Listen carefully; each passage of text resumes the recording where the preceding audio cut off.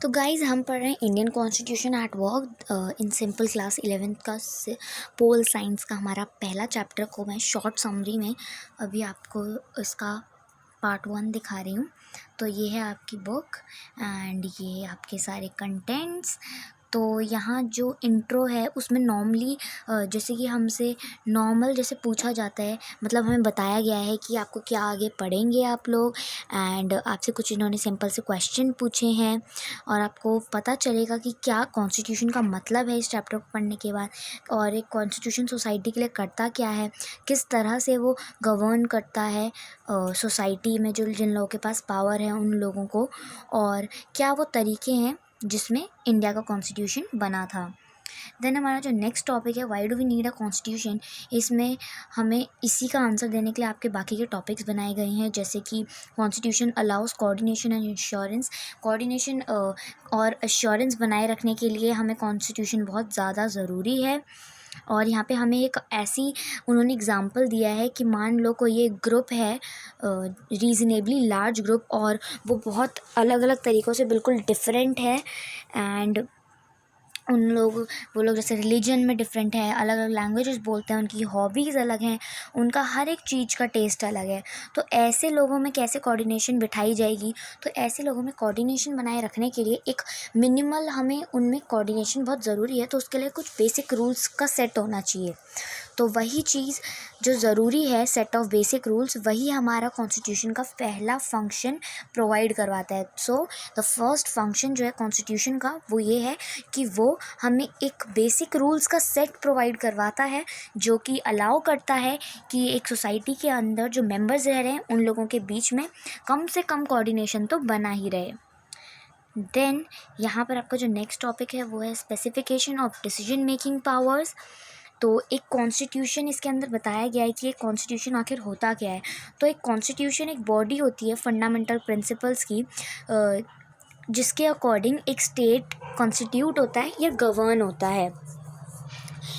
लेकिन फिर इसके बाद इन्होंने हमसे कुछ बेसिक क्वेश्चंस पूछे हैं।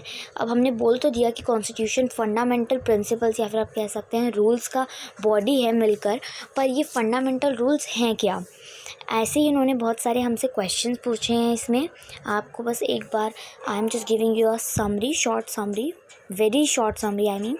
तो आपको इसे रीड करना होगा अच्छे से अंडरस्टैंड करने के लिए, तो read it thoroughly.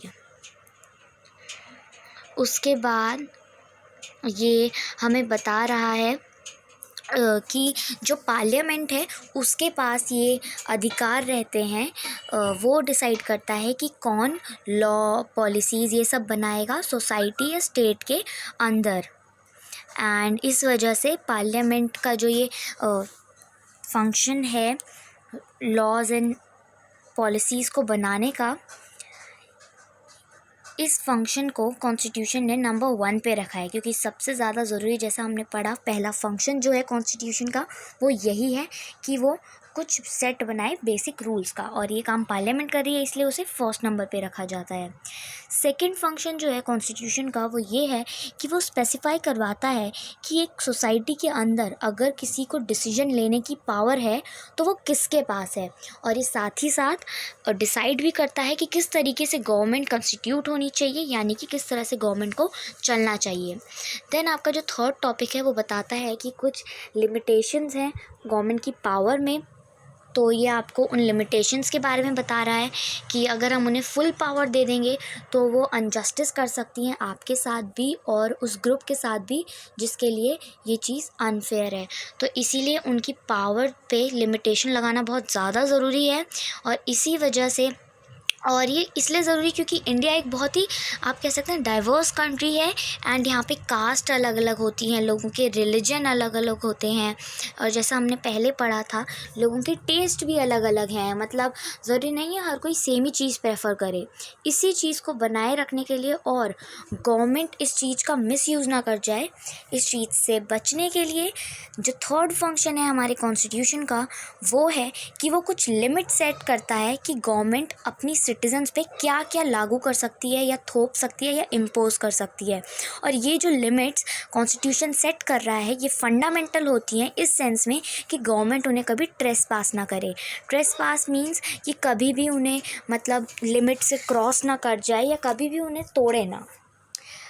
And then हमारा जो नेक्स्ट टॉपिक है वो है aspirations and goals of a society, and ये टॉपिक हम अपने नेक्स्ट पार्ट में पढ़ेंगे। आई होप आपको वीडियो अच्छी लगी हो तो मैं नई हूँ अभी यूट्यूब में, तो आप मेरी वीडियो को लाइक ज़रूर करना, शेयर करना अपने फ्रेंड्स के साथ कि उन्हें भी ये शॉर्ट समरी मिल सके, एंड मेरे चैनल को सब्सक्राइब कीजिए एंड मुझे यूट्यूब पर ग्रो करने में मदद कीजिए। आपके लाइक से मुझे रिस्पॉन्स में पता चलेगा कि मुझे आगे कैसी वीडियोस बनानी चाहिए और किस तरह से बनानी चाहिए। Thank you for watching, love you all, bye.